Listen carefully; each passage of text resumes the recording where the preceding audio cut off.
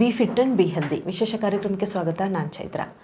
ನಿಮಗೆ ಉತ್ತಮವಾದಂತಹ ಜೀವನ ಬೇಕು ಅಂದರೆ ಸಾಕಷ್ಟು ನಿದ್ರೆ, ಜೊತೆಗೆ ಆಹಾರ ಪದ್ಧತಿ ಇವೆಲ್ಲವೂ ಕೂಡ ಬಹಳ ಮುಖ್ಯ ಆಗುತ್ತೆ. ಅದ್ರ ಜೊತೆಗೆ ಒಂದಿಷ್ಟು ವ್ಯಾಯಾಮ ಇವಿಷ್ಟಿದ್ರೆ ನಿಮ್ಮ ಆರೋಗ್ಯವನ್ನು ನೀವು ಉತ್ತಮ ರೀತಿಯಲ್ಲಿ ರೂಪಿಸ್ಕೊಳ್ಬೋದು. ನಾವು ಕಳೆದ ಸಂಚಿಕೆಯಲ್ಲಿ ನೋಡಿದ್ವಿ ನಮಗೆ ಹೆಲ್ದಿ ಫುಡ್ ನಾವೇನೇನು ಆಹಾರವನ್ನು ತಿನ್ನಬೇಕು, ಯಾವ ಪ್ರಮಾಣದಲ್ಲಿ ನಾವು ತಿನ್ನಬೇಕಾಗುತ್ತೆ ಅನ್ನೋದ್ರ ಬಗ್ಗೆ ಸಾಕಷ್ಟು ವಿಚಾರವನ್ನು ತಿಳಿಸ್ಕೊಟ್ಟಿದ್ರು. ಇವತ್ತಿನ ಸಂಚಿಕೆಯಲ್ಲಿ ನಾವು ಹಣ್ಣು ತರಕಾರಿಗಳಾಗಿರ್ಬೋದು, ಬೇರೆ ಬೇರೆ ಪ್ರೋಟೀನ್ ಐಟಮ್ಗಳಾಗಿರ್ಬೋದು, ಇವನ್ನೆಲ್ಲ ಯಾವ ಪ್ರಮಾಣದಲ್ಲಿ ಎಷ್ಟು ಪ್ರಮಾಣದಲ್ಲಿ ನಮ್ಮ ದೇಹಕ್ಕೆ ಬೇಕಾಗುತ್ತೆ, ಮತ್ತು ನಾವು ಬೆಳಿಗ್ಗಿಂದ ಸಂಜೆವರೆಗೆ ಏನೆಲ್ಲ ಫುಡ್ಡನ್ನು ನಾವು ಪ್ರತಿನಿತ್ಯ ತಿನ್ನಬೇಕಾಗುತ್ತೆ ಅನ್ನೋದ್ರ ಬಗ್ಗೆ ಇವತ್ತು ನಮ್ಮ ಜೊತೆ ಮಾತಾಡಲಿಕ್ಕಿದ್ದಾರೆ ಸೆಲೆಬ್ರಿಟಿ ಫಿಟ್ನೆಸ್ ಹಾಗೂ ನ್ಯೂಟ್ರಿಷನ್ ಎಕ್ಸ್ಪರ್ಟ್ ಆದಂತಹ ವಿಶಾಲ್ ಸಂಜಯ್ ಶಿವಮ್ ಅವರು. ಸರ್, ಕಾರ್ಯಕ್ರಮಕ್ಕೆ ಸ್ವಾಗತ. ನಮಸ್ಕಾರ.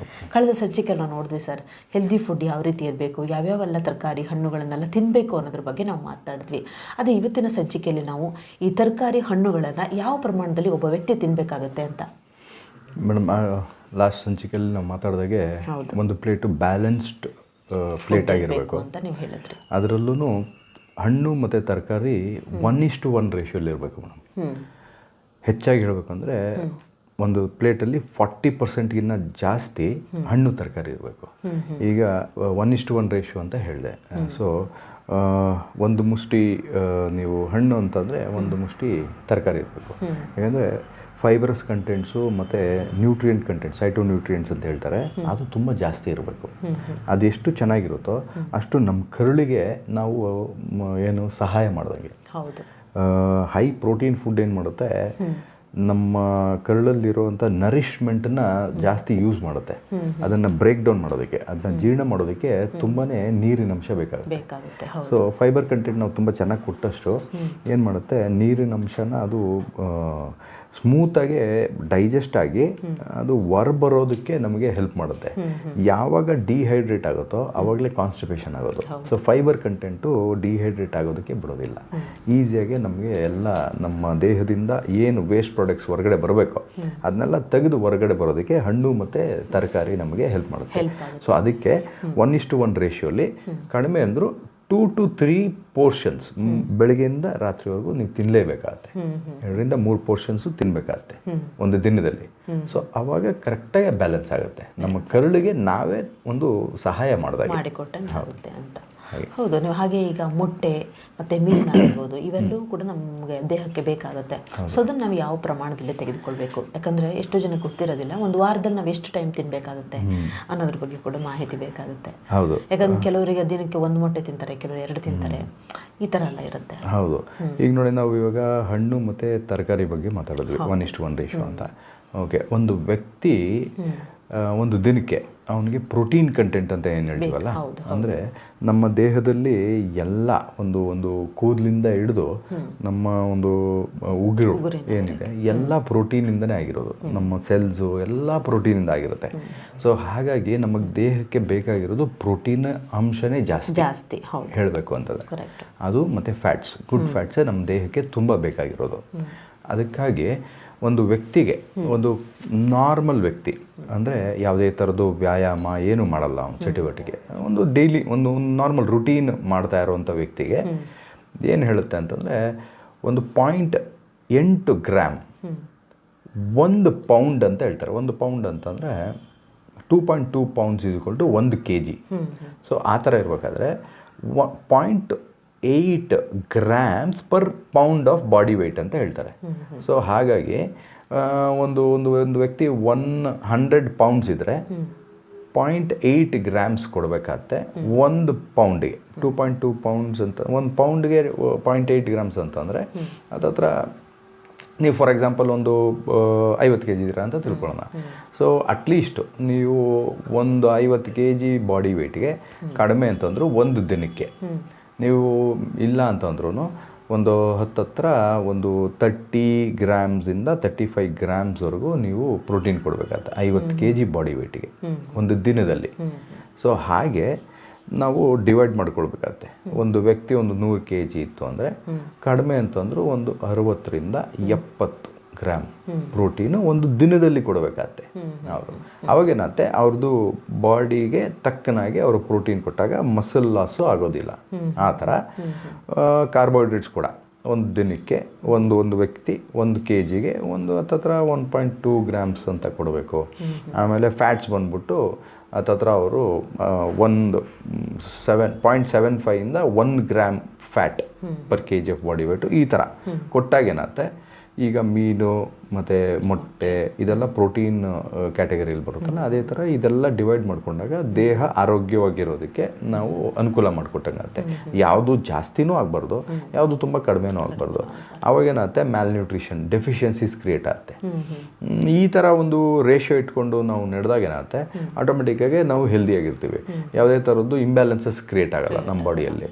ಆವಾಗ ನಾವು ಹೆಂಗೆ ನಾವು ಕುಬ್ಜನೂ ಆಗೋದಿಲ್ಲ, ತುಂಬ ನಮಗೆ ಯಾವುದೇ ಥರದ್ದು ಇಂಟರ್ನಲ್ ಆರ್ಗನ್ಸ್ದು ಒತ್ತಡನೂ ಆಗೋದಿಲ್ಲ.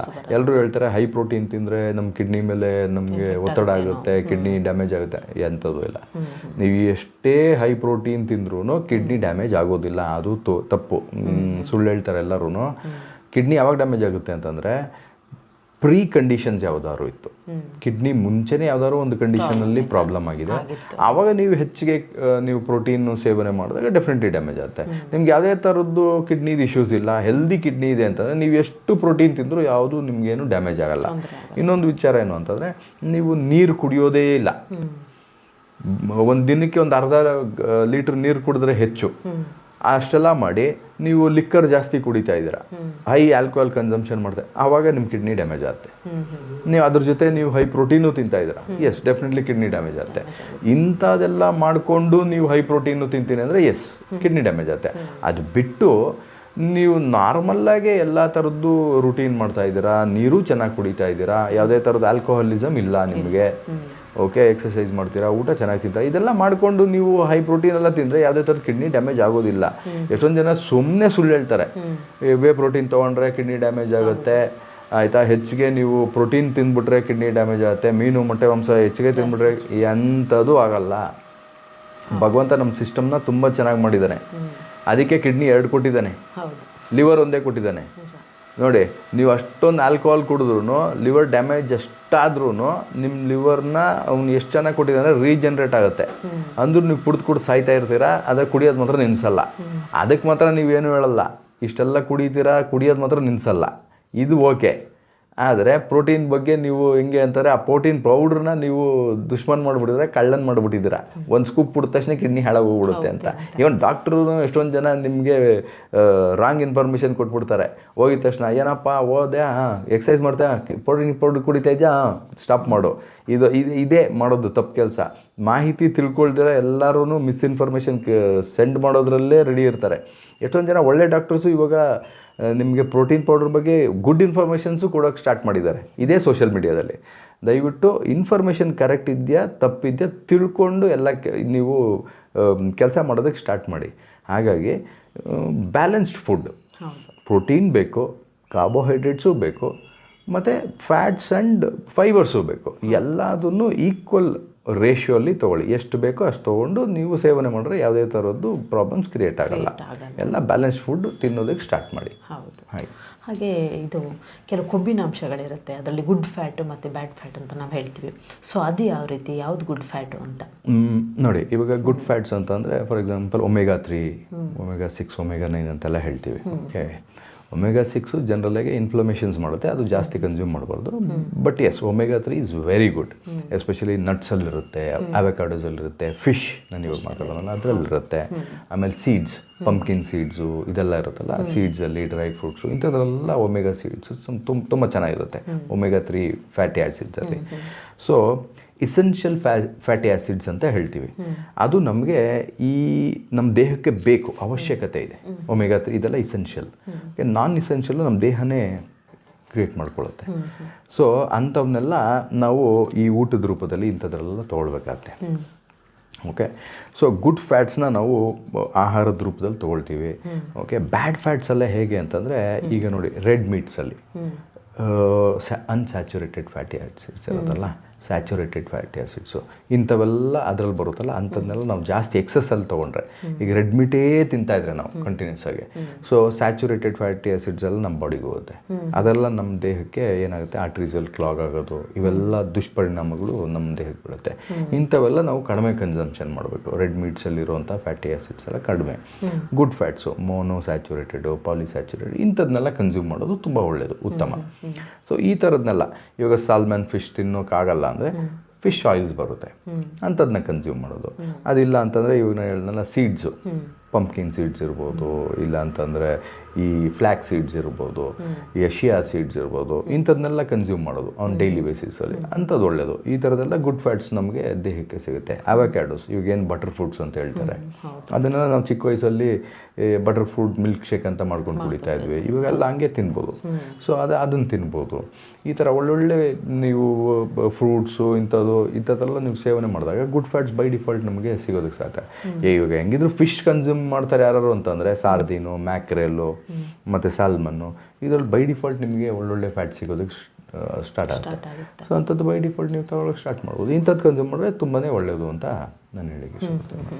ಅದೇ ಈಗ ಮಹಿಳೆಯರ ಜೊತೆಗೆ ಪುರುಷರಲ್ಲಿ ಯಾವ ರೀತಿ ಈ ಫ್ಯಾಟ್ ಎಷ್ಟಿರಬೇಕು ಅನ್ನೋದ್ರ ಬಗ್ಗೆ ಹೇಳಿ.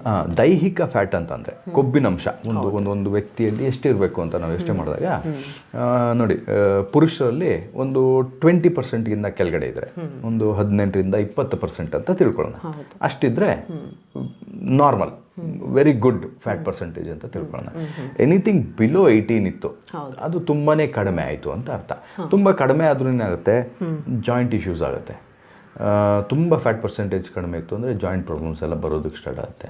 ಅವರು ತೂಕನೂ ತುಂಬ ಕಡಿಮೆ ಇರ್ತಾರೆ, ಪಾಪ ಅವ್ರಿಗೆ ತೂಕ ಹೆಚ್ಚೋದಕ್ಕೆ ಕಡಿಮೆ ಆಗುತ್ತೆ ಅಂಥವ್ರಿಗೆಲ್ಲ. ಮಹಿಳೆಯರಲ್ಲಿ ಎನಿಥಿಂಗ್ ಬಿಲೋ 25% ಫ್ಯಾಟ್ ಇದ್ದರೆ ಅವರು ಹೆಲ್ದಿ ಅಂತ ಹೇಳ್ಬೋದು.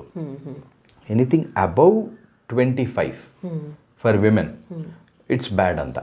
ತುಂಬ ಕೊಬ್ಬಿನಂಶ ಜಾಸ್ತಿ ಆಯಿತು ಅಂದರೆ ನಮಗೆ ಗೊತ್ತು, ಎಲ್ಲ ಥರದ ಕಾಂಪ್ಲಿಕೇಶನ್ಸು, ಒಬೇಸಿಟಿ ಇರ್ಬೋದು, ಹಾರ್ಟ್ ಪ್ರಾಬ್ಲಮ್ಸ್ ಇರ್ಬೋದು, ಡಯಾಬಿಟೀಸ್ ಬರುವಂಥ ಕಾರಣಗಳು ಇವೆಲ್ಲ ಬೈ ಡಿಫಾಲ್ಟ್ ಬಂದೇ ಬರ್ತದೆ. ಇವನ್ ಮೆನ್ ಕೂಡ ಎನಿಥಿಂಗ್ ಅಬೌಟ್ 20-25 ಹೋಗ್ತಾ ಇದ್ದಂಗೆ ಬೈ ಡಿಫಾಲ್ಟ್ ಇದೆಲ್ಲ ಹೆಲ್ತ್ ಕಾಂಪ್ಲಿಕೇಶನ್ಸ್, ಮೆಟಬಾಲಿಕ್ ಸಿಂಡ್ರಮ್ಸು ಇವೆಲ್ಲ ಬಂದ್ಬಿಡುತ್ತೆ. ವಿಮೆನ್ನು ಅಷ್ಟೇ, ಎನಿಥಿಂಗ್ ಬಿಲೋ 20-25 ಈ ಥರ ಆಯಿತು ಅಂದರೆ ಅವ್ರಿಗೂ ಅಷ್ಟೇ ಅಂಡರ್ ವೈಟ್ ಆಗಿಬಿಡ್ತಾರೆ. ಅವ್ರಿಗೂ ಎಲ್ಲ ಥರದ್ದು ಹಾರ್ಮೋನಲ್ ಇಂಬ್ಯಾಲೆನ್ಸಸ್ ಆಗೋಕ್ಕೆ ಸ್ಟಾರ್ಟ್ ಆಗುತ್ತೆ, ಕಾಂಪ್ಲಿಕೇಶನ್ಸ್ ಸ್ಟಾರ್ಟ್ ಆಗುತ್ತೆ. ಸೊ ಹಾಗಾಗಿ ಈ ರೇಂಜ್ ಒಂದು ಗಂಡಸರಿಗೆ ಒಂದು 18-20 ಮಧ್ಯದಲ್ಲಿ, ಹೆಂಗಸರಿಗೆ 20ಇಂದ 25 ಮಧ್ಯದಲ್ಲಿದ್ದರೆ ಅಬ್ಸಲ್ಯೂಟ್ಲಿ ಹೆಲ್ದಿ ಅಂತ ಹೇಳ್ಬೋದು. ಆ ರೇಂಜಲ್ಲಿ ಮೇಂಟೈನ್ ಮಾಡ್ಕೊಂಡು ಹೋದರೆ ಯಾವುದೇ ಥರದ್ದು ತೊಂದರೆ ಆಗೋಲ್ಲ. ಇದಕ್ಕೆ ಬೇಕಾಗಿರೋದೇನು, ಹೆಲ್ದಿ ಫುಡ್ ಹ್ಯಾಬಿಟ್ಸು, ವ್ಯಾಯಾಮ, ಫಿಸಿಕಲ್ ಆ್ಯಕ್ಟಿವಿಟಿ, ಇವೆರಡು ಕರೆಕ್ಟಾಗಿತ್ತು ಅಂದರೆ ಯಾವುದೇ ಥರದ್ದು ದುಷ್ಪರಿಣಾಮಗಳು ಆಗೋದಿಲ್ಲ. ಯಾವ ಥರದ್ದು ಬ್ಯಾಡ್ ಹ್ಯಾಬಿಟ್ಸ್ ಮಾತ್ರ ದಯವಿಟ್ಟು ಮಾಡೋಕ್ಕೆ ಹೋಗಬೇಡಿ. ಮಾಡ್ತಾಯಿದ್ರೂ ಎಲ್ಲ ಸ್ವಲ್ಪ ಲಿಮಿಟಲ್ಲಿ ಇಟ್ಕೊಳ್ಳಿ ಆದಷ್ಟು ಅಷ್ಟೇ. ಓಕೆ, ನಾವು ಸಾಲ್ಟ್ ಬಗ್ಗೆ ಹೇಳ್ತೀವಿ, ಸಮ್ಟೈಮ್ಸ್ ಮಾತಾಡ್ತೀವಿ, ನಾವು ಜಾಸ್ತಿ ಸಾಲ್ಟ್ ತಿಂತಾರೆ ಕೆಲವರು, ಅದರಿಂದ ಯಾವ ರೀತಿ ಸೈಡ್ ಎಫೆಕ್ಟ್ ಆಗುತ್ತೆ ಮತ್ತು ಒಬ್ಬ ವ್ಯಕ್ತಿಗೆ ಎಷ್ಟು ಸಾಲ್ಟ್ ಬೇಕಾಗುತ್ತೆ ಅಂತ? ನೋಡಿ ಮೇಡಮ್, ನೇಚರ್ ಎಷ್ಟು ಕ್ಲೆವರ್ ಅಂತಂದರೆ ನಾವು ತಿನ್ನೋವಂಥ ಎಲ್ಲ ಪದಾರ್ಥದಲ್ಲೂ ಸೋಡಿಯಂ ಕಂಟೆಂಟ್ ಇರುತ್ತೆ. Okay, anything excess or anything becomes less will always create issues. Okay, problems create ಮಾಡುತ್ತೆ. ಜನರಲ್ಲಾಗಿ ಇವಾಗ ಒಂದು ನಾಮ್ ಏನಿದೆ ಅಂತಂದರೆ ನಮ್ಮ ದೇಹಕ್ಕೆ ಎಷ್ಟು ಬೇಕು ಅಂತ. ನೋಡಿ, ನಾವು ಬ್ಲಡ್ ಟೆಸ್ಟ್ ಎಲ್ಲ ಮಾಡಿದಾಗ ಒಂದು ಪರ್ಟಿಕ್ಯುಲರ್ ಇದು ಟೆಸ್ಟ್ ಮಾಡ್ತಾರೆ, ಸೋಡಿಯಂ ಕ್ಲೋರೈಡ್ ಅಂತ. ಓಕೆ, ಅಲ್ಲಿ ಒಂದು ಕೆಮಿಕಲ್ ನೇಮ್ ಅದು ಸಾಲ್ಟದು. ಅದು ಕಡಿಮೆ ಆಯಿತು ಅಂದರೆ ನಾವು ನಿಶ್ಶಕ್ತರಾಗ್ತೀರಿ. ನಮ್ಗೆ ಸುಸ್ತು ಯಾಕಾಗುತ್ತೆ ಹೇಳಿ? ಈಗ ಜ್ವರ ಬಂದಿರುತ್ತೆ ಅಂತ ತಿಳ್ಕೊಳ್ಳೋಣ. ಓಕೆ, ಸೋಡಿಯಂ ಕಂಟೆಂಟ್ ಕಡಿಮೆ ಆಗುತ್ತೆ ನಮಗೆ. ಈಗ ಎಲೆಕ್ಟ್ರೋಲೈಟ್ಸ್ ಕೊಡ್ತಾರೆ, ORS ಅಂತ ಕೊಡ್ತಾರೆ. ಯಾರು ಒಬ್ಬರು ಡಯರಿಯಾ ಆಯಿತು ಅಂತ ತಿಳ್ಕೊಳ್ಳೋಣ, ಬೇದಿ ಆಗ್ತಾ ಇದೆ ಅಂತ ತಿಳ್ಕೊಳ್ಳೋಣ, ಹೆವಿ ಲೂಸ್ ಮೋಷನ್ ಆಗಿ ಸುಸ್ತಾಗ್ಬಿಡ್ತಾರೆ. ಏನಾಗಿರುತ್ತೆ ಹೇಳಿ? ಅವ್ರ ಬಾಡಿಯಲ್ಲಿ ಎಲೆಕ್ಟ್ರೋಲೈಟ್ ಕಂಟೆಂಟ್ಸ್ ಕಡಿಮೆ ಆಗುತ್ತೆ, ಪೊಟ್ಯಾಷಿಯಮ್ಮು, ಸೋಡಿಯಂ ಕಂಟೆಂಟು ಇದೆಲ್ಲ ಹೊರಟೋಗುತ್ತೆ. ನೀರು ಹೋಗ್ತಾ ಇದ್ದಂಗೆ ನಮ್ಮ ಬಾಡಿಯಲ್ಲಿ ಎಷ್ಟು ನಮ್ಮ ಶರೀರದಲ್ಲಿ ವಾಟರ್ ಕಂಟೆಂಟ್ ಎಕ್ಸಿಟ್ ಆಗುತ್ತೋ ಅದರಲ್ಲಿ ಇದೆಲ್ಲ ಹೊರಟೋಗುತ್ತೆ, ಎಲೆಕ್ಟ್ರೋಲೈಟ್ಸ್ ಎಲ್ಲ ಫ್ಲಶ್ ಔಟ್ ಆಗಿಬಿಡುತ್ತೆ. ಸೋಡಿಯಮ್ ಎಲ್ಲ ಅದ್ರ ಜೊತೆ ಹೋದಾಗ ಏನಾಗುತ್ತೆ, ಬಾಡಿ ನಿಶ್ಶಕ್ತಿ ಆಗುತ್ತೆ. ಫಸ್ಟ್ ಏನು ಮಾಡ್ತಾರೆ, ಮನೇಲೇ ಮಾಡ್ಕೊಳ್ಳೋಂಥ ORS ಅಂದ್ಬಿಟ್ಟು ಒಂದು ಆ್ಯಡ್ ತೋರಿಸೋರು ತುಂಬ ಹಿಂದೆ, ಅದು ಇವಾಗ ಬರ್ತಾ ಇಲ್ಲ. ಓಕೆ, ಒಂದು ಚಿಟಿಕೆ ಉಪ್ಪು ಒಂದು ಗ್ಲಾಸಲ್ಲಿ, ಒಂದು ಚಿಟಿಕೆ ಸಕ್ಕರೆ ಅಂತ ಹಾಕ್ಬಿಟ್ಟು ಮಿಕ್ಸ್ ಮಾಡಿಬಿಟ್ಟು ಅವಾಗವಾಗ ಸಿಪ್ ಮಾಡಿಸಿ, ಒಂದೊಂದೇ ಚಮಚದಲ್ಲಿ ಹಿಂಗೆ ಸಿಪ್ ಮಾಡಿಸಿ ಅಂತ ಹೇಳೋರು. ಸೊ ಸೋಡಿಯಂ ಕ್ಲೋರೈಡ್ ಅಂತ ಹೇಳ್ತಾರೆ ಸಾಲ್ಟಿಗೆ. ಇದು ಒಂದು ವ್ಯಕ್ತಿಗೆ ಒಂದು ದಿನಕ್ಕೆ 2 ಗ್ರಾಮಿಂದ ಮಿಲಿಗ್ರಾಮಿಂದ 5 ಗ್ರಾಮ್ವರೆಗೂ ತೊಗೊಳ್ಬೋದು. ಓಕೆನಾ. Anything above 5 grams becomes excess in the body. ಅದು ಜಾಸ್ತಿ ಆದಾಗ ಏನಾಗುತ್ತೆ, ಬ್ಲಡ್ ಪ್ರೆಷರ್ ಇನ್ಕ್ರೀಸ್ ಆಗುತ್ತೆ, ರಕ್ತದ ಒತ್ತಡ ಇನ್ಕ್ರೀಸ್ ಆಗುತ್ತೆ. Anything becomes 2 milligrams low B P ಆಗುತ್ತೆ. ಸೊ ಇದ್ರ ಮಧ್ಯದಲ್ಲೇ ಇರಬೇಕು ಯಾವಾಗಲೂ. ಇದ್ರ ಮಧ್ಯದಲ್ಲಿದ್ದಾಗ ನಮ್ಮ ದೇಹದ ಎಲ್ಲ ಥರದ ಕ್ರಿಯೆನ ಅದು ಬ್ಯಾಲೆನ್ಸ್ ಮಾಡುತ್ತೆ. ಯಾವಾಗ ಈ ಎಕ್ಸ್ಟ್ರಿಮಿಟೀಸ್ನ ದಾಟುತ್ತಲ್ವಾ, ಈ ಲೋ ಅಥವಾ ಹೈ, ಆವಾಗ ನಮ್ಮ ದೇಹನ ಅದು ಅಲ್ಲಾಡಿಸ್ಬಿಡುತ್ತೆ. ತುಂಬ ಕಡಿಮೆ ಆಯಿತು ಅಂದರೆ ನಿಶಕ್ತಿಯಾಗಿ ಬಿದೋಗ್ತಾನೆ ಮನುಷ್ಯ. ತುಂಬ ಜಾಸ್ತಿ ಆಯಿತು ಅಂದರೆ ನೋಡಿ ಹೈ ಬಿ ಪಿ ಆಗುತ್ತೆ, ಪರ್ಸ್ಪಿರೇಷನ್ ಆಗುತ್ತೆ, ಅವ್ರಿಗೆ ಚಕ್ಕರ್ ಬರ್ತಾರೆ ಸ್ಟಾರ್ಟ್ ಆಗುತ್ತೆ. ಹಾಗೆ ಸೊ ಒಂದು ವ್ಯಕ್ತಿ ಡೇ ಟು ಡೇ ರುಟೀನಲ್ಲಿ 2 ಗ್ರಾಮ್ಸಿಂದ ಹಿಡಿದು 5 ಗ್ರಾಮ್ಸ್ ಒಳಗಡೆ ಕನ್ಸ್ಯೂಮ್ ಮಾಡ್ಬೋದು ಮೇಡಮ್. ಅದ್ರ ಮೇಲೆ ಕನ್ಸ್ಯೂಮ್ ಮಾಡಬಾರ್ದು. ಎಷ್ಟೊಂದು ಜನ ನೋಡಿದ್ದೀರಾ, ನಾವು ಅಡುಗೆ ಮಾಡಬೇಕಾದ್ರೆ ಇವಾಗ ನಮ್ಮ ಮನೆಯಲ್ಲಿ ಏನು ಮಾಡ್ತಾರೆ, ಒಂದು 5 ಜನ ಇರ್ತೀವಿ ಅಂತ ತಿಳ್ಕೊಳ್ಳೋಣ. ಒಂದು ಅಂದಾಜಾಗೆ ಒಂದಿಷ್ಟು ಉಪ್ಪು ಹಾಕ್ತಾರೆ. ನನ್ನ ಕೇಳಿದ್ರೆ ಆದಷ್ಟು ಕಲ್ಲುಪ್ಪು ಯೂಸ್ ಮಾಡಿ, ಯಾವುದೇ ಕಾರಣಕ್ಕೂ ಟೇಬಲ್ ಸಾಲ್ಟ್ ಯೂಸ್ ಮಾಡಬೇಡಿ. ಏನು ಅಡುಗೆಗೆ ಟೇಬಲ್ ಸಾಲ್ಟ್ ಎಲ್ಲಿ ಯೂಸ್ ಮಾಡ್ತೀರಾ ಗೊತ್ತಾ, ಸುಮ್ಮನೆ ಸ್ಪ್ರಿಂಕಲ್ ಮಾಡೋಕ್ಕೆ.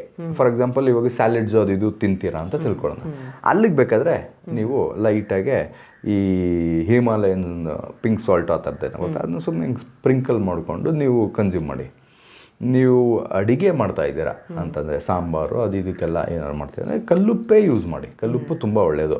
ಎಲ್ಲರೂ ಅಯೋಡಿನ್ ಸಾಲ್ಟು ಅಂತ ಯಾಕೆಂತಂದರೆ ಅದು ಥೈರಾಯ್ಡ್ಗೆ ಇಂಪಾರ್ಟೆಂಟು. ಹಂಗೆ ನೀವು ತಲೆನೇ ಕೆಡ್ಸ್ಕೊಳಕ್ಕೆ ಹೋಗ್ಬೇಡಿ. ಯಾರಿಗೆ ಅಯೋಡಿನ್ ಡೆಫಿಷಿಯನ್ಸಿ ಇದೆಯೋ ಅಂಥವ್ರಿಗೆ ಅಯೋಡೈಸ್ ಸಾಲ್ಟು ತುಂಬ ಇಂಪಾರ್ಟೆಂಟು. ಎಲ್ರಿಗೂ ಡೆಫಿಷಿಯನ್ಸಿ ಇಲ್ಲ, ದಯವಿಟ್ಟು ಅಯೋಡಿನ್ ಸಾಲ್ಟೇ ಯೂಸ್ ಮಾಡಬೇಕು ಅನ್ನೋ ಕಂಪಲ್ಷನ್ ಇಲ್ಲ, ಅರ್ಥ ಮಾಡ್ಕೊಳ್ಳಿ. ಎಲ್ಲರೂ ನೀವು ಕಲ್ಲುಪ್ಪು ಯೂಸ್ ಮಾಡಿ. ಹಳೆ ಕಾಲದವ್ರಿಗೆ ಯಾರಿಗೂ ಅಯೋಡಿನ್ ಡೆಫಿಷಿಯನ್ಸಿ ಇರಲಿಲ್ಲ. ನಿಮ್ಮ ಅಜ್ಜಿಗಾಗಲಿ, ನಿಮ್ಮ ತಾಯಿಂದಿರಿಗಾಗಲಿ, ನಿಮ್ಮ ಮುತ್ತಜ್ಜಿಗಾಗಲಿ ಯಾರಿಗೂ ಅಯೋಡಿನ್ ಡೆಫಿಷಿಯನ್ಸಿ ಇರಲಿಲ್ಲ. ಅವರೆಲ್ಲ ಯೂಸ್ ಮಾಡ್ತಾ ಇದ್ದೇ ಕಲ್ಲುಪ್ಪು, ಅರ್ಥ ಮಾಡ್ಕೊಳ್ಳಿ. ಅವ್ರಿಗೆ ಥೈರಾಯ್ಡ್ ಪ್ರಾಬ್ಲಮ್ ಏನು ಅಂತಾನೆ ಗೊತ್ತಿರಲ್ಲ. ಇವತ್ತವರೆಗೂ ಅವ್ರು ಕೇಳಿದ್ರೆ ಏನಿಲ್ಲ ಅದು ಅಂತಾರೆ. ನಿಮ್ಮ ಊರಿಗೆ ಹೋಗಿ ಕೇಳಿ ಥೈರಾಯ್ಡ್ ಪ್ರಾಬ್ಲಮ್ ಇತ್ತ ಅಂದರೆ ಮಕ್ಕಳು ಹೋಗಿತಾರೆ ನಿನಗೆ ಏನಿಲ್ಲ ಅದು ಅಂತ. ಸೊ ಹಂಗಾಗಿ ದಯವಿಟ್ಟು ಕಲ್ಲುಪ್ಪೇ ಯೂಸ್ ಮಾಡಿ ಮನೇಲಿ. ಸಾಂಬಾರ್ಗೆ ಅಡುಗೆಗೆಲ್ಲ ಅದನ್ನೇ ಯೂಸ್ ಮಾಡಿ. ನೀವೆಲ್ಲೋ ಈಗ ಆಮ್ಲೆಟ್ ಮಾಡ್ಕೊಳ್ತೀರಾ ಅದಕ್ಕೆ ಬೇಕಾದ್ರೆ ಯೂಸ್ ಮಾಡಿ ಟೇಬಲ್ ಸಾಲ್ಟು, ನಡೆಯುತ್ತೆ, ಏನು ತೊಂದರೆ ಇಲ್ಲ. ನಿಮ್ಮ ಮಜ್ಜಿಗೆ ಮಾಡ್ತಾ ಇದ್ದೀರಾ, ಓಕೆ, ಮೇಲ್ಗಡೆ ಒಂದು ಸ್ವಲ್ಪ ಟೇಬಲ್ ಸಾಲ್ಟ್ ಯೂಸ್ ಮಾಡಿ. ಆದರೆ ಅಡುಗೆಗೆಲ್ಲ ನೀವು ಆ ಥರ ಟೇಬಲ್ ಸಾಲ್ಟ್ ಯೂಸ್ ಮಾಡಬೇಡಿ ದಯವಿಟ್ಟು. ಹಾಗಾಗಿ ನೀವು ಸಾಲ್ಟ್ ಯೂಸ್ ಮಾಡಬೇಕು ಅಂದರೆ ಒಂದು ವ್ಯಕ್ತಿಗೆ ರಿಕ್ವೈರ್ಮೆಂಟ್ ಇರೋದೇ 2 ಗ್ರಾಮ್ಸಿಂದ ಹಿಡಿದು 5 ಗ್ರಾಮ್ ಮಾತ್ರ. ಅದಕ್ಕಿಂತ ಹೆಚ್ಚಿಗೆ ಯೂಸ್ ಮಾಡಬೇಡಿ. ಸೊ ಏನು ಮಾಡ್ತಾರೆ ಮನೆಯಲ್ಲಿ ಜನರಲ್ಲಾಗಿ ಒಂದು ಇಡಿ ಅಂತ ಹಿಂಗೆ ಹಾಕ್ತಾರೆ ಅಷ್ಟೇ. ಸೊ ಅದು ಎಲ್ರಿಗೂ ಸಫೈಸ್ ಆಗುತ್ತೆ. ಅದಕ್ಕಿಂತ ಎಕ್ಸಸ್ಸಾಗಿ ಯಾರೂ ಯೂಸ್ ಮಾಡಬೇಡಿ. ಎಷ್ಟೊಂದು ಜನ ನಾನು ನೋಡಿದ್ದೀನಿ, ಅದು ಬಿಟ್ಟು ಊಟದಲ್ಲೂ ಹಾಕೊಂಡು ತಿಂತಾರೆ. ದಯವಿಟ್ಟು ಅದೆಲ್ಲ ಮಾಡಬೇಡಿ, ನಾಳೆ ಸಹ ನಿಮಗೆ ತೊಂದರೆ ಆಗುತ್ತೆ. ಒಂದ್ಸಲಿ ಬಿ ಪಿ ಬಂತು ಅಂದರೆ ನಿಮಗೆ ಸ್ಟ್ಯಾಟಿನ್ಸ್ಗೆ ಕಂಪಲ್ಷನ್ ಮಾಡ್ತಾರೆ ಡಾಕ್ಟ್ರು. ಒಂದ್ಸಲಿ ಸ್ಟ್ಯಾಟಿನ್ಸ್ ತೊಗೊಂಡ್ರು ನಿಮ್ಗೆ ಹಾರ್ಟ್ ಪ್ರಾಬ್ಲಮ್ಸ್ ಅಂತೂ 100% ಬರುತ್ತೆ. ಹಾರ್ಟ್ ಪ್ರಾಬ್ಲಮ್ಸ್ ಬಂತು ಅಂದರೆ ಕತ್ರಿ ಹಾಕ್ತಾರೆ. ಕತ್ರಿ ಹಾಕಿದ್ರೆ ನಿಮ್ಮ ಜೇಬಿಗೆ ಕತ್ರಿ ಡೈರೆಕ್ಟಾಗಿ ಹಾಕ್ತಾ ಇರೋದು. ಜೇಬಿಗೆ ಕತ್ರಿ ಹಾಕಿದ್ರೆ ಲಕ್ಷಾಂತರ ರೂಪಾಯಿ ಹೋಯ್ತು ಅಂತ ಅರ್ಥ. ಇವಾಗಲೂ ಯೋಚನೆ ಮಾಡಿ, ನೀವು ಒಂದಿಷ್ಟೇಷ್ಟು ಉಪ್ಪು ತಿನ್ನೋಕೆ ಹೋಗಿ ಲಕ್ಷಾಂತರ ರೂಪಾಯಿ ನೀವು ಕಳ್ಕೊಳ್ಳೋ ಪರಿಸ್ಥಿತಿ ಬರುತ್ತೆ. ಇವತ್ತಿಂದನೇ ಉಪ್ಪು ಕಡಿಮೆ ಮಾಡಿದ್ರೆ ತಿನ್ನೋದು ಆಟೋಮೆಟಿಕಾಗಿ ಲಕ್ಷಾಂತರ ರೂಪಾಯಿ ನೀವು ಸೇವ್ ಮಾಡ್ಕೊಳ್ತೀರಾ. ಸೊ ಹಂಗಾಗಿ ಇಷ್ಟೇ ಮೇಡಮ್ ಲಿಮಿಟು. ಸಾಲ್ಟ್ ಬಗ್ಗೆ ಹೇಳಬೇಕು ಅಂತಂದರೆ 2 to 5 ಗ್ರಾಮ್ಸು ನಾರ್ಮಲ್ ಒಂದು ವ್ಯಕ್ತಿಗೆ ಅಷ್ಟೇ ಬೇಕಾಗಿರೋದು. ಅದು ಬಿಟ್ಟು ನಾವು ತಿನ್ನೋಂಥ ಎಲ್ಲ ಪದಾರ್ಥದಲ್ಲೂ ದೇವ್ರು ಬೈ ಡಿಫಾಲ್ಟ್ ಕೊಟ್ಟಿರ್ತಾನೆ. ಹಣ್ಣಾಗ್ಬೋದು, ತರಕಾರಿ ಆಗ್ಬೋದು, ಎಲ್ಲದರಲ್ಲೂ ಇರುತ್ತೆ ಸಾಲ್ಟ್ ಇರುತ್ತೆ, ಉಪ್ಪಿನಂಶ ಇದ್ದೇ ಇರುತ್ತೆ. ಯಾಕೆ ಎಕ್ಸೆಸಿವ್ ಆಗಿ ತಿನ್ನಬೇಕು ಅಂತ. ಅದು ಬಿಟ್ಟು ಇಷ್ಟು 2 to 5 ಗ್ರಾಮ್ಸ್ ಬೇಕಾಗುತ್ತೆ. ಆಮೇಲೆ ಉಪ್ಪು ಆಯ್ತು, ಈಗ ಸಕ್ಕರೆ ಅಂಶ ಕೂಡ ಬಹಳ ಮುಖ್ಯ ಆಗುತ್ತೆ. ಯಾಕಂದರೆ ನಾವು ತಿನ್ನುವಂಥ ಪ್ರತಿ ಆಹಾರದಲ್ಲೂ ಕೂಡ ಸಕ್ಕರೆ ಅಂಶ ಇರುತ್ತೆ ಅಂತ ನೀವು ಹೇಳ್ತೀರಾ. ಸೊ ಕೆಲವರು ಎಕ್ಸ್ಟ್ರಾ ಹಾಕೊಳ್ತಾರೆ, ಟೀ ಕಾಫಿ ಇರ್ಬೋದು, ಬೇರೆ ಇರ್ಬೋದು, ಜ್ಯೂಸ್ ಇರ್ಬೋದು, ಇಂಥದಕ್ಕೆಲ್ಲ ಅದು ಸಾಲ್ಟ್ ಎಷ್ಟು ಬೇಕಾಗುತ್ತೆ, ಜೊತೆಗೆ ಜಾಸ್ತಿ ತಗೊಳ್ಳೋದ್ರಿಂದ ಏನೆಲ್ಲ ಎಫೆಕ್ಟ್ಗಳಾಗುತ್ತೆ? ಅಯ್ಯೋ ಸಕ್ಕರೆನೇ ಮೇಡಮ್ ಎಲ್ಲ ಕಾಯಿಲೆಗೂ ರೂಟ್ ಕಾಸೇ ಸಕ್ಕರೆ. ಎಸ್ಪೆಷಲಿ ಮ್ಯಾನ್ ಮೇಡ್ ಏನು ಟೇಬಲ್ ಶುಗರ್ ಅಂತ ಹೇಳ್ತೀವಲ್ಲ, ಬಿಳಿ ಸಕ್ಕರೆ, ಅದೇನೇ ಎಲ್ಲ ಕಾಯಿಲೆಗೂ ರೂಟ್ ಕಾಸ್ ಅದೇನೆ, ಮೋಸ್ಟ್ ಡೇಂಜರಸ್. ನಾನು ಯಾವಾಗಲೂ ಹೇಳ್ತಾ ಇರ್ತೀನಿ, ಬಿಳಿ ಪದಾರ್ಥ, ಸಕ್ಕರೆ ಇರ್ಬೋದು, ಉಪ್ಪಿರ್ಬೋದು, ಆಯಿತಾ, ಮೈದಾ ಇರ್ಬೋದು, ಎಲ್ಲ ಬಿಳಿ ಪದಾರ್ಥನೇ ಅನಾರೋಗ್ಯಕ್ಕೆ ಕಾರಣ ಫಸ್ಟು. ಈಗ ನೋಡಿ, ನಾನು ಈಗಲೇ ಹೇಳ್ದಾಗೆ ನೇಚರಲ್ಲಿ ಎಲ್ಲ ಇದೆ, ಉಪ್ಪು ಇದೆ, ಸಕ್ಕರೆನೂ ಇದೆ ಬೈ ಡಿಫಾಲ್ಟು. ಓಕೆ, ಎಲ್ಲ ಕಂಟೆಂಟ್. ಆಮೇಲೆ ಇನ್ನೊಂದೇನು ಅಂದರೆ ನಮ್ಮ ದೇಹಕ್ಕೆ ಗೊತ್ತು, ನಾವು ಏನೇ ಪದಾರ್ಥ ತಿಂದ್ರೂ ಅಲ್ಟಿಮೇಟಾಗಿ ನಮ್ಮ ದೇಹ ಅದನ್ನು ಸಕ್ಕರೆಗೆ ಕನ್ವರ್ಟ್ ಮಾಡ್ಕೊಳ್ಳುತ್ತೆ. ಯಾಕೆಂದರೆ ನಮ್ಮ ದೇಹಕ್ಕೆ ಬೇಕಾಗಿರೋದೇ ಗ್ಲೂಕೋಸ್ ಫಂಕ್ಷನ್ ಮಾಡೋದಕ್ಕೆ. ನಮ್ಮ ದೇಹ ನಾವು ತಿಂದಿರೋ ಪದಾರ್ಥನ ಲಾಸ್ಟಿಗೆ ಅದು ಎನರ್ಜಿ ರೂಪದಲ್ಲಿ ಕನ್ವರ್ಟ್ ಮಾಡ್ಕೊಳ್ಳೋದೇ ಗ್ಲೂಕೋಸ್ ಆಗಿ. ಸೊ ಅಡಿಷ್ನಲ್ಲಾಗೆ ನಮಗೆ ಗ್ಲೂಕೋಸ್ ಬೇಕಾಗಿಲ್ಲ. ನಾನು ಅದಕ್ಕೆ ಎಲ್ಲರಿಗೂ ಹೇಳ್ತೀನಿ, ಏನ್ಷಿಯಂಟ್ ಟೈಮಲ್ಲಿ ಬರೀ ಮಾಂಸ ತಿನ್ಕೊಂಡೇ ಬದುಕಿದ್ರು. ಮಾಂಸದಲ್ಲಿ ಸಿಗ್ತಾ ಇದ್ದಿದ್ದೆ ಮೊಟ್ಟೆ ಮತ್ತು ಪ್ರೋಟೀನ್ ಮತ್ತು ಫ್ಯಾಟ್ ಮಾತ್ರನೇ ಸಿಗ್ತಾ ಇದ್ದಿದ್ದು. ಅದರಲ್ಲಿ ಕಾರ್ಬೋಹೈಡ್ರೇಟ್ಸ್ ಸಿಗ್ತಾ ಇರಲಿಲ್ಲ. ಬರ್ತಾ ಬರ್ತಾ ಬರ್ತಾ ನಾವು ಹಣ್ಣು, ಬೇರು ಮತ್ತು ಇದೆಲ್ಲ ತಿಂದ್ಕೊಂಡು ನಾವು ಅದನ್ನ ಕಲ್ಟಿವೇಟ್ ಮಾಡ್ಕೊಂಡು ನಮ್ಮ ದೇಹಕ್ಕೆ ಅದೂ ಒಂದು ಭಾಗ ಆಯಿತು. ಸರಿ, ಇವಾಗ ಅದನ್ನೊಂದು ಒಂದು ಸಿಸ್ಟಮ್ಯಾಟಿಕ್ಕಾಗಿ ನಮ್ಮ ಆಹಾರ ಪದ್ಧತಿಯಲ್ಲಿ ಕಾರ್ಬೋಹೈಡ್ರೇಟ್ಸು ಒಂದು ಸಿಸ್ಟಮ್ ಆಗಿದೆ. ಓಕೆ, ಅದರಲ್ಲಿ ನಾವೇನು ಮಾಡಿದ್ದೀವಿ, ಇನ್ನೂ ನಾವು ರಿಫೈನ್ ಮಾಡ್ಕೊಂಡು ಶುಗರ್ನ ಒಂದು ಮೋಸ್ಟ್ ಇಂಪಾರ್ಟೆಂಟ್ ಆಸ್ಪೆಕ್ಟ್ ಆಫ್ ಫುಡ್ನ ಮಾಡಿಕೊಂಡು ತಪ್ಪು ಮಾಡಿದ್ದೀವಿ. ಓಕೆ, ಅದರಲ್ಲೂ ಈ ರಿಫೈನ್ಡ್ ಶುಗರ್. ಸೊ ಯಾಕೆ ಅದನ್ನು ನಾವು ಜಾಸ್ತಿ ಯೂಸೇ ಮಾಡಬಾರ್ದು, ಅದೇ actually root cause of all illnesses, diseases, cancer causing ಅಂತೂ ಅದೇನೇ ಹೇಳಬೇಕು ಅಂತಂದರೆ. ಓಕೆ, ಅದನ್ನು ನಾವು ಅವಾಯ್ಡ್ ಮಾಡಬೇಕು ಅಂತ ಹೇಳ್ತಾ ಇರ್ತೀನಿ. ಅಂತಂದರೆ ನೋಡಿ, ನಾನು ಹೇಳಿದಾಗೆ ಎಲ್ಲ ಫುಡ್ಡಲ್ಲೂ ನಾವು ತಿನ್ನೋ ಪದಾರ್ಥದಲ್ಲಿ ಶುಗರ್ ಕಂಟೆಂಟ್ಸ್ ಇದ್ದೇ ಇರುತ್ತೆ. ನಮ್ಮ ಬಾಡಿ ಅದನ್ನ ಬೈ ಡಿಫಾಲ್ಟು ಶುಗರಿಗೆ ಕನ್ವರ್ಟ್ ಮಾಡ್ಕೊಳ್ಳುತ್ತೆ. ಯಾಕೆ ನಮ್ಗೆ ಅಡಿಷ್ನಲ್ ಆಗಬೇಕು? ಬೇಕಾಗಿಲ್ಲ. ತೊಗೊಂಡ್ರು ನಮ್ಮ ದೇಹ ಬ್ರೇಕ್ ಮಾಡಿ ಶುಗರ್ ಮಾಡುವಂಥ ಒಂದು ಪ್ರಾಡಕ್ಟ್ನ ತಿನ್ನೋಕ್ಕೆ ಸ್ಟಾರ್ಟ್ ಮಾಡಿ. ಫಾರ್ ಎಕ್ಸಾಂಪಲ್, ಇವಾಗ ಫ್ರೂಟ್ಸ್ ನಾವು ತಿಂದು ಅದರಲ್ಲೂ ಶುಗರ್ ಇರುತ್ತೆ, ಸ್ವೀಟ್ನೆಸ್ ಇರುತ್ತೆ. ಅದನ್ನು ಇನ್ನೂ ಒಂದು ಸ್ಟೇಜಲ್ಲಿ ಬ್ರೇಕ್ ಮಾಡಿಕೊಂಡು ಶುಗರ್ ರೂಪದಲ್ಲಿ ಕನ್ವರ್ಟ್ ಮಾಡ್ಕೊಳ್ಳುತ್ತೆ, ಗ್ಲೂಕೋಸ್ ಆಗಿ ಕನ್ವರ್ಟ್ ಮಾಡ್ಕೊಳ್ಳುತ್ತೆ. ಆ ಥರ ಪದಾರ್ಥಗಳು ತಿಂದರೆ ನಮಗೆ ಪ್ರಾಬ್ಲಮ್ ಮಾಡಲ್ಲ. ನಾವು ಡೈರೆಕ್ಟಾಗಿ ಅದು ಶುಗರಿ ವೇಯಲ್ಲಿ, ಗ್ಲೂಕೋಸ್ ವೇಯಲ್ಲಿ ತೊಗೊಂಡಾಗ ನಮ್ಗೆ ಪ್ರಾಬ್ಲಮ್ ಮಾಡುತ್ತೆ. ಇವಾಗ ಯಾರಾದರೂ ಒಬ್ಬರು ಸುಸ್ತಾಗಿ ಕೆಳಗಡೆ ಬಿದ್ದರೆ ಅವ್ರಿಗೆ ಸಲೀನ್ ಕೊಡ್ತಾರೆ, ಗ್ಲೂಕೋಸ್ ಕೊಡ್ತಾರಲ್ಲ, ಅದು ಡೈರೆಕ್ಟ್ ಗ್ಲೂಕೋಸ್. ಅದನ್ನೇ ಯಾಕೆ ಡೈರೆಕ್ಟಾಗಿ ನಾವು ತಗೊಂಡೇ ಬದುಕಿರ್ಬಾರ್ದು? ನಾವು ಊಟ ಯಾಕೆ ತಿನ್ಬೇಕು ಮತ್ತೆ, ಅಲ್ವಾ? ಅದು ಇನ್ಸ್ಟೆಂಟ್ ಎನರ್ಜಿ, ಕರೆಕ್ಟ್ ಅಲ್ವಾ? ನಾವು ಯಾಕೆ ಡೈರೆಕ್ಟಾಗಿ ನಾವು ಗ್ಲೂಕೋಸ್ನೇ ಚುಚ್ಕೊಂಡು ಓಡಾಡ್ಕೊಂಡಿರ್ಬಾರ್ದು? ಅದು ಇನ್ಸ್ಟೆಂಟ್ ಎನರ್ಜಿ. ಊಟ ಯಾಕೆ ಮಾಡ್ಬೇಕು ಮತ್ತೆ, ಅಲ್ವಾ? ನಮ್ಮ ದೇಹಕ್ಕೆ ನಾವು ಕೆಲಸ ಕೊಡ್ತಾ ಇದೀವಲ್ಲ, ಕೆಲಸನೇ ಕೊಡೋದು ಬೇಕಾಗಿಲ್ಲ, ಚುಚ್ಕೊಂಡೇ ಅದನ್ನೇ ಯೂಸ್ ಮಾಡ್ಕೊಂಡೇ ಓಡಾಡ್ಬೋದಲ್ಲ ನಾವು. ಅದು ಇನ್ಸ್ಟೆಂಟ್ ಎನರ್ಜಿ ಅಲ್ಲ ಎಲ್ಲದಕ್ಕೂ. ಯಾಕೆ ನಾವು ಊಟ ತಿನ್ನೋದು ಮತ್ತೆ, ಅಲ್ವಾ? ನಾವು ಊಟ ತಿಂತಾ ಇರೋದು ಯಾಕೆ ಅಂದರೆ ನಮ್ಮ ಒಳಗಡೆ ಸಿಸ್ಟಮ್ ಇದೆಯಲ್ಲ ಅದಕ್ಕೂ ಕೆಲಸ ಕೊಡಬೇಕು. ಹೇಗೆ ನಮ್ಮ ಶರೀರಕ್ಕೆ ಕೆಲಸ ಕೊಡ್ತಾ ಇದ್ದೀವಿ, ನಮ್ಮ ಇಂಟರ್ನಲ್ ಆರ್ಗನ್ಸು ಕೆಲಸ ಕೊಟ್ಟಾಗೇನಂತೆ ಅದು ಎಂಟೈರ್ ಸಿಸ್ಟಮ್ನ ಚೆನ್ನಾಗಿ ನೋಡ್ಕೊಳ್ಳುತ್ತೆ. ಅದೇ ರೀತಿಯಲ್ಲೇ ಈಗ ಟೇಬಲ್ ಶುಗರ್ ಏನು ಮಾಡುತ್ತೆ ಅಂತಂದರೆ ನಮ್ಮ ದೇಹಕ್ಕೆ ಕೆಲಸ ಕೊಡ್ದಿರ ಅದಕ್ಕೆ ಅನಾರೋಗ್ಯಕ್ಕೆ ಅದೇನು ಮಾಡುತ್ತೆ, ಆಸ್ಪದ ಮಾಡಿಕೊಡುತ್ತೆ. ಅದಕ್ಕೋಸ್ಕರನೇ ಶುಗರ್ನ ನಾವು ತಿನ್ನೋಕೋಗ್ಬೋದು. ಶುಗರ್ ತಿಂದಷ್ಟು ಎಲ್ಲ ಥರದ ಕಾಯಿಲೆ ಬರುತ್ತೆ. ನಮ್ಗೆ ಇನ್ಫ್ಲಮೇಷನ್ ಕ್ರಿಯೇಟ್ ಮಾಡುತ್ತೆ ನಮ್ಮ ಗಟ್ಟಲ್ಲಿರೋವಂಥ ಕ್ರಿಮಿ, ಮೈಕ್ರೋಬಯೋಮ್ ಅಂತ ಏನು ಹೇಳ್ತಾರಲ್ಲ, ಅದನ್ನು ನಮ್ಮ ದೇಹದಿಂದ ಹೊರಗಡೆ ತೆಗಿಯೋ ಕೆಲಸ ಫಸ್ಟ್ ಮಾಡುತ್ತೆ. ಎಷ್ಟು ನಮ್ಮ ಕರಳಲ್ಲಿರೋವಂಥ ಕ್ರಿಮಿಗಳು ಹೊರಗಡೆ ಹೋಗುತ್ತೋ ಅಷ್ಟು ನಮ್ಮ ದೇಹದ ಒಳಗಡೆ ಜಾಸ್ತಿ ಕಾಯಿಲೆ ಬರೋದಕ್ಕೆ ಸ್ಟಾರ್ಟ್ ಆಗುತ್ತೆ. ಏನೇ ಅದೇ ನಮ್ಮನ್ನು ರಕ್ಷಣೆ ಮಾಡೋದು ಫಸ್ಟು. ನಮ್ಮ ಕರಳು ಸೆಕೆಂಡು ಹ್ಯೂಮನ್ ಬ್ರೈನ್ ಅಂತ ಹೇಳ್ತಾರೆ. ಎಷ್ಟು ನಮ್ಮ ಕರಳಲ್ಲೂ ನಮಗೆ ಕರಳನ್ನು ನಾವು ಕಾಪಾಡೋದು ಕ್ಷಮತೆ ಕಡಿಮೆ ಆಗುತ್ತೋ ನಮ್ಮ ಇಮ್ಯೂನು ಡೌನ್ ಆಗುತ್ತೆ. ನಮ್ಮ ಇಮ್ಯೂನು ಕ್ರಿಯೇಟ್ ಆಗೋದು ನಮ್ಮ ಕರಳಿಂದನೇ. ಕರೆಕ್ಟ್. ಆದಷ್ಟು ನಮ್ಮ ಗಟ್ ಬಯೋಮ್ನ ನಾವು ಕಾಪಾಡಬೇಕು. ನಮ್ಮ ಗಟ್ ಬಯೋಮ್ ಕೆಡೋದೇನೆ ಶುಗರಿಂದ. ಆ ಶುಗರ್ ಏನು ಮಾಡುತ್ತೆ, ನಮ್ಮ ಗಟ್ಟಲ್ಲಿರೋ ಬಯೋಮ್ನೆಲ್ಲ ಹಾಳು ಮಾಡುತ್ತೆ. ಇನ್ಫ್ಲಮೇಷನ್ ಕ್ರಿಯೇಟ್ ಆಗುತ್ತೆ. ಇನ್ಫ್ಲಮೇಷನ್ ಕ್ರಿಯೇಟ್ ಆಗ್ತಾ ಇದ್ದಾಗ ನಮ್ಮ ಇಮ್ಯೂನ್ ಸಿಸ್ಟಮ್ ವೀಕ್ ಆಗುತ್ತೆ. ಇಮ್ಯೂನ್ ಸಿಸ್ಟಮ್ ವೀಕ್ ಆಗ್ತಾ ಇದ್ದಂಗೆ ಆಟೋಮೆಟಿಕ್ಕಾಗಿ ನಮ್ಮ ದೇಹ ಶರೀರ ಎಲ್ಲ ವೀಕ್ ಆಗುತ್ತೆ. ಕ್ಯಾನ್ಸರಸ್ ಸೆಲ್ಸು ಉತ್ಪತ್ತಿ ಆಗೋಕ್ಕೆ ಸ್ಟಾರ್ಟ್ ಆಗುತ್ತೆ. ಒಂದೊಂದೇ ಕ್ಯಾನ್ಸರಸ್ ಸೆಲ್ಸ್ ಉತ್ಪತ್ತಿ ಆಗುತ್ತೆ. ಒಂದೇ ಸೆಲ್ಸ್ ಉತ್ಪತ್ತಿ ಆಗ್ತದೆ, ಅಕ್ಕಪಕ್ಕ ಎಲ್ಲ ಕಡೆ ಕ್ಯಾನ್ಸರಸ್ ಟ್ಯೂಮರ್ಸ್ ಉತ್ಪತ್ತಿ ಆಗುತ್ತೆ. ಬೈ ಡಿಫಾಲ್ಟ್ ಎಲ್ಲ ಥರದ್ದು ನಮಗೆ ರೋಗಗಳು ಬರೋಕ್ಕೆ ಸ್ಟಾರ್ಟ್ ಆಗುತ್ತೆ. ಡಯಾಬಿಟೀಸ್ ಬರುತ್ತೆ, ಹೈಪರ್ ಟೆನ್ಷನ್ ಬರುತ್ತೆ, ಎಲ್ಲ ಥರದ್ದು ರೋಗ ರುಜಿನಗಳು ನಮ್ಮ ದೇಹಕ್ಕೆ ಬರೋದಕ್ಕೆ ಶುಗರೇ ಕಾರಣ. ನೀವೇನು ನೆನೆಸ್ಕೊಳ್ತೀರೋ ಆ ರೋಗ ಎಲ್ಲ ಬರೋದಕ್ಕೆ ಕಾರಣನೇ ಶುಗರ್. ಆದಷ್ಟು ಶುಗರ್ನ ಅವಾಯ್ಡ್ ಮಾಡಿ. ಬೇಕು ಶುಗರು, ಅದ್ರ ಬದಲು ನಾನು ಹೇಳಿದ್ನಲ್ಲ, ಈ ಆರ್ಗ್ಯಾನಿಕ್ ಜಾಗ್ರಿ ಇಂಥದ್ದೇನಾದ್ರು ಸ್ವಲ್ಪ ಸ್ಮಾಲ್ ಕ್ವಾಂಟಿಟಿಲಿ ತೊಗೊಳ್ಳಿ, ಹೆಚ್ಚಿಗೆ ತೊಗೊಳಕ್ಕೆ ಹೋಗಬೇಡಿ. ಇಲ್ಲ ಹನಿ ಜೇನಿದೆಯಲ್ಲ ಡೈರೆಕ್ಟು, ಇವಾಗ ನೋಡಿ ನಮ್ಮ GKVK ಇದೆ, ಆ ಥರ ಜಾಗ ಎಲ್ಲಿ ನಿಮಗೆ ಡೈರೆಕ್ಟಾಗಿ ಇದರಿಂದನೇ ಕಿತ್ತಿರ್ತಾರಲ್ಲ ಅಂಥ ಜಾಗಕ್ಕೆ ಹೋಗಿ ಹನಿ ತೊಗೊಂಬಂದು ತಿನ್ನಿ. ಹನಿದು ವ್ಯಾಕ್ಸ್ ಇದೆಯಲ್ಲ, ಬಿ ಬ್ರೆಡ್ ಅಂತ ಹೇಳ್ತಾರೆ, ಅದು ತುಂಬ ಒಳ್ಳೆಯದು. ಅಂಥದನ್ನ ಕನ್ಸ್ಯೂಮ್ ಮಾಡಿ. ಇಂಥವೆಲ್ಲ ಯೂಸ್ ಮಾಡಿ. ನ್ಯಾಚುರಲ್ಲಾಗಿ ಏನು ನಮಗೆ ಪರಿಸರ ಕೊಟ್ಟಿರುತ್ತಲ್ಲ ಅಂಥ ಶುಗರ್ನ ಯೂಸ್ ಮಾಡಿ. ಅದು ಒಳ್ಳೆಯದು. ಅದು ನಿಮ್ಮ ದೇಹಕ್ಕೆ ಯಾವುದೇ ಥರದ್ದು ಹಾನಿ ಮಾಡಲ್ಲ. ಈ ಮನುಷ್ಯ ಮಾಡಿರ್ತಾನಲ್ಲ, ಅವ್ನು ಕ್ರಿಯೇಟ್ ಮಾಡಿರ್ತಾರಲ್ಲ, ಅಂಥದ್ದು ಯಾವಾಗಲೂ ಹಾನಿಕರ. ಸೊ ಅಂಥದ್ದನ್ನ ಅವಾಯ್ಡ್ ಮಾಡಿ ಅಂತ ನಾನು ಹೇಳಲಿಕ್ಕೆ ಇಷ್ಟಪಡ್ತೀನಿ. ಈ ಮಸಾಲೆಯುಕ್ತ ಪದಾರ್ಥಗಳೆಲ್ಲ ದೇಹಕ್ಕೆ ಬೇಕಾ ಅಥವಾ ಬೇಡವಾ ಅಂತ? Spices definitely important madam. Spice ನಾವು ತಿನ್ನಬೇಕು.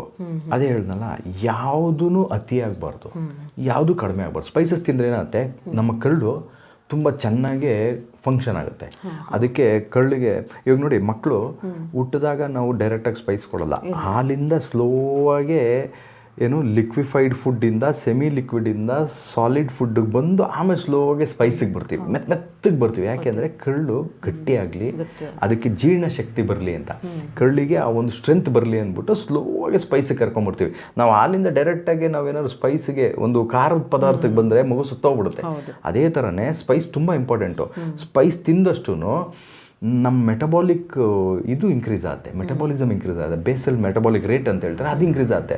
ಬೆಳಿಗ್ಗೆ ಹೊತ್ತು ನಾವು ಇದನ್ನು ಅಷ್ಟೇ, ನಮ್ಮ ನ್ಯೂಟ್ರಿಷನಲ್ ಇದರಲ್ಲಿ ಪ್ಲ್ಯಾನಲ್ಲಿ ಯಾರು ಮೆಟಬಾಲಿಸಮ್ ಡೌನ್ ಆಗಿರುತ್ತಲ್ಲ ಅವ್ರಿಗೆ ಬೆಳಿಗ್ಗೆ ಅರ್ಲಿ ಮಾರ್ನಿಂಗ್ ಎದ್ದ ತಕ್ಷಣ ಒಂದು ವಾರ್ಮ್ ವಾಟ್ರಲ್ಲಿ ನಾವು ಲೈಮ್ ಜೊತೆ ಒಂದು ಸ್ವಲ್ಪ ಸಿನಿಮನ್ ಪೌಡ್ರನ್ನ ಆ್ಯಡ್ ಮಾಡಿಬಿಟ್ಟು ಕೊಡ್ತೀವಿ, ಚಕ್ಕೆ ಪುಡಿನ. ಅದೇನು ಮಾಡುತ್ತೆ, ನಮ್ಮ ಮೆಟಬಾಲಿಸಮ್ ಇನ್ಕ್ರೀಸ್ ಮಾಡೋದಕ್ಕೆ ಹೆಲ್ಪ್ ಮಾಡುತ್ತೆ. That is one of the Spice ಅಲ್ವಾ. ಸೊ ಅದ್ರ ಜೊತೆ ಪೆಪ್ಪರು ಉಷ್ಣನ ಕಡಿಮೆ ಮಾಡುತ್ತೆ. ಅದು ಖಾರ ಇರ್ಬೋದು, ಆದರೆ ಉಷ್ಣತೆ ಕಡಿಮೆ ಮಾಡೋದಕ್ಕೆ ಹೆಲ್ಪ್ ಮಾಡುತ್ತೆ. ಮಜ್ಜಿಗೆಯಲ್ಲಿ ನಾವು ಪೆಪ್ಪರ್ ಆ್ಯಡ್ ಮಾಡ್ತೀವಿ, ಸೊ ತಂಪು ಮಾಡುತ್ತೆ. ಸೊ ಹಾಗೆ ಪೆಪ್ಪರ್ ಇಸ್ ವೆರಿ ಇಂಪಾರ್ಟೆಂಟ್. ಅಂದರೆ ಈ ಥರ ಸ್ಪೈಸಸ್ ಇಸ್ ವೆರಿ ಇಂಪಾರ್ಟೆಂಟು. ಆದರೆ ಅದು ಹೆಚ್ಚಿಗೆ ಆಗಬಾರ್ದು. ತುಂಬ ಸ್ಪೈಸ್ ತಿಂದರೆ ಅಂದರೆ ಕರಳು ತೂತಾಗುತ್ತೆ, ಅಲ್ಸರ್ ಆಗುತ್ತೆ. ಎಷ್ಟೊಂಥರ ಬರೀ ಮಸಾಲೆ ಪದಾರ್ಥ ತಿಂದು ತಿಂದು ತಿಂದು ತಿಂದು ಅವ್ರಿಗೆ ಅಲ್ಸರೈಟಿಸ್ ಆಗುತ್ತೆ. ಸೊ ಯಾವುದನ್ನು ಜಾಸ್ತಿ ಮಾಡಬಾರ್ದು ಮೇಡಮ್. ಭಗವಂತ ಇದೆಲ್ಲ ನೇಚರಲ್ಲಿ ಕೊಟ್ಟಿರೋದು ಯಾಕೆ ಅಂದರೆ ನಾವೆಲ್ಲದನ್ನು ಅನುಭವಿಸ್ಬೇಕು ಅಂತ. ಅತಿಯಾಗಿ ಏನೇ ಮಾಡಿದ್ರು ದುರಾಸೆ ಇರಬಾರ್ದು, ಮನುಷ್ಯನಿಗೆ ಆಸೆ ಇರಬೇಕು, ದುರಾಸೆ ಇರಬಾರ್ದು. ಸೊ ಹಾಗಾಗಿ yes, spices are very important. ತಿನ್ನಬೇಕು, ಅದು ಹಿತಮಿತದಾಗಿ ಎಲ್ಲನೂ ಯೂಸ್ ಮಾಡಲಿ ಅಂತಲೇ ನಮಗೆ ಭಗವಂತ ಕೊಟ್ಟಿರೋದು. ಎಸ್, ಸ್ಪೈಸ್ ತಿನ್ನಿ, ಆದರೆ ಯಾವುದನ್ನು ಹೆಚ್ಚಿಗೆ ಮಾಡಬೇಡಿ. ನೋಡಿ, ಸ್ಪೈಸಸ್ಸಲ್ಲಿ ನಮಗೆ ತುಂಬ ಲಾಭ ಇದೆ, ದುಷ್ಪರಿಣಾಮಗಳು ತುಂಬ ಕಡಿಮೆ. ಹೌದು, ಆದರೆ ನಾವೇ ಮಾಡ್ಕೊಳ್ಳೋದು ದುಷ್ಪರಿಣಾಮಗಳು. ಹಾಗಾಗಿ ಸ್ಪೈಸಸ್ ಈಸ್ ವೆರಿ ಇಂಪಾರ್ಟೆಂಟ್, ತಿನ್ನಬೇಕು. ಆಮೇಲೆ ಬೆಳಿಗ್ಗೆಯಿಂದ ಸಂಜೆವರೆಗೆ ನಾವೇನೆಲ್ಲ ತಿನ್ನಬೇಕು ಅನ್ನೋದ್ರ ಬಗ್ಗೆ ನಿಮಗೆ ಕೇಳ್ತಾ ಇದ್ದೆ ನಾನು. ಅಂದರೆ ಬೆಳಿಗ್ಗೆ ಮಾರ್ನಿಂಗ್ ಬ್ರೇಕ್ಫಾಸ್ಟ್ ಆಗಿರ್ಬೋದು, ಲಂಚ್ ಆಗಿರ್ಬೋದು, ಡಿನ್ನರ್ ಆಗಿರ್ಬೋದು, ಅವೆಲ್ಲ ಯಾವ ರೀತಿ ಇರಬೇಕಂತ ಡೈಲಿ ರೋಟೀನಲ್ಲಿ? ಮೇಡಮ್, ಇವಾಗ ಒಂದು ಹಿಂದೆ ಹೇಳೋರು, ಬೆಳಗ್ಗೆ ಬ್ರೇಕ್ಫಾಸ್ಟ್ ರಾಜನ್ ಥರ ತಿನ್ನು, ಮಧ್ಯಾಹ್ನ ಊಟ ಮಂತ್ರಿ ಥರ ತಿನ್ನು, ರಾತ್ರಿ ಏನು ಡಿನ್ನರ್ ಬಂದ್ಬಿಟ್ಟು ಬೆಗ್ಗರ್ ಥರ ತಿನ್ನು ಅಂತ. ಯಾಕಂದರೆ ಕೆಲವರಿಗೆ ಬೆಳಿಗ್ಗೆ ಒಂದು ದಿನದಲ್ಲಿ ಅವ್ರು ಕೆಲವರು 3 ಟೈಮ್ ಊಟ ಮಾಡಲ್ಲ, 2 ಟೈಮ್ ಊಟ ಮಾಡಿರ್ತಾರೆ. ಅದೆಲ್ಲ ಹೇಗಿರುತ್ತೆ ನೋಡಿ. ಇವಾಗ ತಾನೇ ಹೇಳ್ದಲ್ಲ, ಬೆಳಗ್ಗೆದು ಬ್ರೇಕ್ಫಾಸ್ಟ್ ರಾಜನ್ ಥರ, ಮಧ್ಯಾಹ್ನದ ಮಂತ್ರಿ ಥರ, ರಾತ್ರಿ ಈ ಬೆಗ್ಗರ್ ಥರ ಅಂತ. ಅದು ಅಬ್ಸಲ್ಯೂಟ್ಲಿ ರಾಂಗ್. ಆ ಥರ ಅಲ್ಲ. ಬೆಳಿಗ್ಗೆ ಮಧ್ಯಾಹ್ನ ರಾತ್ರಿ ಅಂತ ಏನಾದರೂ ಒಂದು 3 ಇದು ತೊಗೊಂಡ್ರು ಎಲ್ಲದರಲ್ಲೂ ಪ್ರಪೋರ್ಷನೇಟ್ ಆಗಿರಬೇಕು. ನಮ್ಮ ಆಹಾರ ಈಕ್ವಲ್ ಆಗಿರಬೇಕು. ಪ್ರೋಟೀನ್ ಮತ್ತು ಕಾರ್ಬೋಹೈಡ್ರೇಟ್ಸು, ಫೈಬರ್ಸು, ಫ್ಯಾಟ್ಸು 3 ಇದರಲ್ಲೂ ಈಕ್ವಿವೆಲೆಂಟ್ ಆಗಿರಬೇಕು. ಏನು ಅಂತಂದರೆ, ನೀವು ಬೆಳಗ್ಗೆ ಎದ್ದಿದ ತಕ್ಷಣ ಒಂದು 8 ಗಂಟೆಗೆ ನೀವು ಒಂದು ಬ್ರೇಕ್ಫಾಸ್ಟ್ ತೊಗೊಂಡ್ರೆ, ನೀವು 6 o'clock ಒಳಗಡೆ ನಿಮ್ಮ ಎಂಟೈರ್ ಮೀಲ್ ಮುಗಿಸ್ಬಿಡ್ಬೇಕು. 6 ಗಂಟೆ ಆದಮೇಲೆ ನೀವೇನು ಆಹಾರ ತಿನ್ನಕ್ಕೆ ಹೋಗ್ಬಾರ್ದು ಯಾವಾಗಲೂ ಅಷ್ಟೇ. ಯಾಕೆಂದರೆ 6 o'clock ಆದಮೇಲೆ you have to give rest for your internal organs. ಯಾಕಂದರೆ ಇಂಟರ್ನಲ್ ಆರ್ಗನ್ಸ್ಗೆ ನೀವು ರೆಸ್ಟ್ ಕೊಟ್ಟಾಗ ಅದು ರೀಜನರೇಷನ್ಸ್ಗೆ, ನಮ್ಮ ದೇಹದ ಒಂದು ಏನು ಒಳಗಡೆ ಕ್ರಿಯೆ ಇದೆಯಲ್ಲ, ಆ ಇಂಟರ್ನಲ್ ಆರ್ಗನ್ಸ್ಗೂ ರೆಸ್ಟ್ ಕೊಟ್ಟು ನೆಕ್ಸ್ಟ್ ಡೇಗೆ ರೀಜುವಿನೇಷನ್ ಆಗುವಂಥ ಒಂದು ಕ್ರಿಯೆ ಏನಿದೆಯಲ್ಲ, ಅದಕ್ಕೆ ಜಾಸ್ತಿ ಟೈಮ್ ಕೊಡ್ಬೇಕು ನಾವು. ಇವಾಗ ನೋಡಿ, 6 ಗಂಟೆ ನಾವು ಲಾಸ್ಟ್ ಮೀಲ್ ಮಾಡಿದ್ರೆ, ಫಾರ್ ಎಕ್ಸಾಂಪಲ್ 8 ಗಂಟೆ ಅಷ್ಟರಲ್ಲಿ ಜೀರ್ಣದೆಲ್ಲ ಮುಗಿದೋಗ್ಬಿಟ್ಟಿರುತ್ತೆ, ಪಚನ ಶಕ್ತಿ ಎಲ್ಲ ಮುಗಿದೋಗಿರುತ್ತೆ. ನೆಕ್ಸ್ಟ್ 8 ಗಂಟೆಯಿಂದ ನೆಕ್ಸ್ಟ್ ಡೇ ಬೆಳಗ್ಗೆ 8 ಗಂಟೆವರೆಗೂ, ರಾತ್ರಿ 12 hours ನಾವೇನು ಮಾಡ್ತಾ ಇದ್ದೀವಿ ಅಂದರೆ, ಇಂಟರ್ನಲ್ ಆರ್ಗನ್ಸ್ಗೂ ರೆಸ್ಟ್ ಕೊಟ್ಟಿದ್ದೀವಿ, ಪ್ಲಸ್ ರೀಜುವಿನೇಷನ್ಗೆ, ರೀಬಿಲ್ಡಿಂಗಿಗೆ 12 hours ಕೊಟ್ಟಿದ್ದೀವಿ ನಮ್ಮ ಬಾಡಿಗೆ. ಅದು ತುಂಬ ಅವಶ್ಯಕತೆ. ಆ ಥರ ಮಾಡಿದಾಗ ಏನಾಗುತ್ತೆ, ಲಾಂಜಿವಿಟಿಗೂ ನಮಗೆ ಹೆಲ್ಪ್ ಮಾಡ್ದಂಗೆ ಆಗುತ್ತೆ, ಸೆಲ್ಸು ರೀಜನ್ರೇಷನ್ಗೂ ನಾವು ಹೆಲ್ಪ್ ಮಾಡ್ದಂಗೆ ಆಗುತ್ತೆ, ನಮ್ಮ ಆರೋಗ್ಯನೂ ತುಂಬ ಚೆನ್ನಾಗಿರುತ್ತೆ. ಯಾವುದೇ ಥರದ್ದು ನಮಗೆ ದುಷ್ಪರಿಣಾಮಗಳು ಜಾಸ್ತಿ ಆಗೋದಿಲ್ಲ. ಪ್ಲಸ್ ಏನು ಅಂತಂದರೆ, ಕಾಯಿಲೆಗಳು ನಮ್ಮ ಹತ್ರನೂ ಸುಳಿಯಲ್ಲ. ನಾವು ತುಂಬ ಆರೋಗ್ಯವಾಗಿ ತುಂಬ ವರ್ಷ ಬದುಕಿರ್ತೀವಿ. ಹೆಂಗೆ ಅಂದರೆ, ಕಾಯಿಲೆ ಇಟ್ಕೊಂಡು ನಾವು ತುಂಬ ವರ್ಷ ಬದುಕೋದಕ್ಕಿಂತ ಆರೋಗ್ಯವಾಗಿ ತುಂಬ ವರ್ಷ ಬದುಕೋದು ತುಂಬ ಇಂಪಾರ್ಟೆಂಟ್ ಅಲ್ವಾ. ಈ ಥರ ನಾವು ಒಂದು ಆಹಾರ ಪದ್ಧತಿ ಇಟ್ಕೊಂಡ್ರೆ, ಬೇಗ ಆಹಾರ ಅಂದರೆ ಸೂರ್ಯ ಮುಳುಗೋಕ್ಕೆ ಟೈಮ್ ಮುಂಚೆನೇ ನಾವು ಆಹಾರ ತಿಂದು ಮುಗಿಸ್ಬಿಟ್ರೆ ಯಾವಾಗಲೂ ಒಳ್ಳೇದು ಮೇಡಮ್. ನಾನು ಎಲ್ರಿಗೂ ಸಜೆಸ್ಟ್ ಮಾಡೋದು ಅದೇ. ಲೇಟ್ ನೈಟ್ ತಿನ್ನೋಕೆ ಹೋಗ್ಬೇಡಿ. ಯಾಕಂದರೆ ಡೈಜೆಸ್ಟಿವ್ ಸಿಸ್ಟಮ್ಗೆ ನೀವು ಆ್ಯಕ್ಚುಲಿ ಹೆಲ್ಪ್ ಮಾಡ್ತೀರಾ ಬೇಗ ತಿಂದುಬಿಟ್ರೆ. ಅದಕ್ಕೂ ರೆಸ್ಟ್ ಬೇಕು. ಅದು ಬಿಟ್ಟು ರೀಜ್ಯುವನೇಷನ್ಗೆ, ರೀಕ್ರಿಯೇಷನ್ಗೆ, ರೀಬಿಲ್ಡಿಂಗ್ಗೆ, ಈಗ ಎಕ್ಸಸೈಸ್ ಮಾಡೋರೆಲ್ಲ ರೀಬಿಲ್ಡಿಂಗ್ ಎಲ್ಲ ಬೇಕಲ್ಲ, ಅದಕ್ಕೆಲ್ಲ ಹೆಲ್ಪ್ ಆಗುತ್ತೆ ಅಂತ ಅಷ್ಟೇ, ಇನ್ನೇನಿಲ್ಲ. ಈ ಥರ ಮಾಡಿದ್ರೆ ಎಲ್ರಿಗೂ ಹೆಲ್ಪ್ ಆಗುತ್ತೆ. They will also feel very light. Next day ಬೆಳಗ್ಗೆ ತುಂಬ ಫ್ರೆಶ್ ಆಗೂ ಎದ್ದೇಳ್ತಾರೆ ಎಲ್ಲರೂ. ಹಾಗೆ ಅಂದರೆ ಬೆಳಿಗ್ಗೆ ಜಾಸ್ತಿ ತಿನ್ನಬೇಕು, ಮಧ್ಯಾಹ್ನ ಕಮ್ಮಿ, ಆ ಥರ ಎಲ್ಲ ಎಲ್ಲ ಮೀಲಲ್ಲೂ ಈಕ್ವಲ್ ಪ್ರಪೋರ್ಷನ್ಸ್ ಇರಬೇಕು. ಎಲ್ಲ ಮೀಲು ತುಂಬ ಈಕ್ವಲ್ ಆಗಿರಬೇಕು, ಡಿಸ್ಟ್ರಿಬ್ಯೂಷನ್ ತುಂಬ ಈಕ್ವಲ್ ಆಗಿ ಮಾಡ್ಕೋಬೇಕು. ಓಕೆ, ಸಾಕಷ್ಟು ವಿಚಾರ ಹೇಳಿದ್ರಿ ಸರ್. ಇವತ್ತು ಕಳೆದ ಸಂಚಿಕೆಯಲ್ಲಿ ಕೂಡ ಹೇಳಿದ್ರಿ ಹೆಲ್ತ್ ಬಗ್ಗೆ, ನಮಗೆ ಯಾವ ರೀತಿ ನಮ್ಮ ಫುಡ್ ಇರಬೇಕು ಅನ್ನೋದ್ರ ಬಗ್ಗೆ. ಇವತ್ತು ಕೂಡ ತುಂಬ ವಿಚಾರಗಳನ್ನು ಮಾತಾಡಿದ್ರಿ. ಧನ್ಯವಾದಗಳು. Thank you madam. ಎಸ್ ವೀಕ್ಷಕರೇ, ಈಗಾಗಲೇ ನೀವು ನೋಡಿದ್ರಿ ವಿಶಾಲ್ ಸಂಜಯ್ ಶಿವಮೂರು ನಿಮಗೆ ಸಾಕಷ್ಟು ವಿಚಾರವನ್ನು ಇವತ್ತು ಹೇಳಿದ್ರು. ಯಾಕಂದರೆ ಎಷ್ಟೋ ಜನಕ್ಕೆ ಇವತ್ತು ಹೆಲ್ತಿ ಫುಡ್ನ ಬಗ್ಗೆ ಗೊತ್ತಿರೋದಿಲ್ಲ. ಯಾವುದನ್ನು ಯಾವ ಟೈಮಲ್ಲಿ ತಿನ್ನಬೇಕು, ಹೇಗೆ ತಿನ್ನಬೇಕು, ಎಷ್ಟು ಪ್ರಮಾಣದಲ್ಲಿ ತಿನ್ನಬೇಕು, ಆಮೇಲೆ ತಿನ್ನೋದ್ರಿಂದ ಎಫೆಕ್ಟ್ ಆಗುತ್ತೆ, ಏನಾಗುತ್ತೆ ಅನ್ನೋದ್ರ ಬಗ್ಗೆನೇ ಮಾಹಿತಿ ಇರೋದಿಲ್ಲ. ಇವತ್ತು ಸಾಕಷ್ಟು ವಿಚಾರ ನಿಮಗೆ ತಿಳಿಸ್ಕೊಟ್ಟಿದ್ದಾರೆ. ಹಾಗೆ ಮುಂದಿನ ಸಂಚಿಕೆಯಲ್ಲಿ ಇನ್ನೊಂದು ವಿಷಯಗಳ ಬಗ್ಗೆ ವಿಶಾಲ್ ಸಂಜಯ್ ಶಿವಮೂರು ನಿಮಗೆ ತಿಳಿಸ್ಕೊಡ್ತಾರೆ. ಧನ್ಯವಾದಗಳು.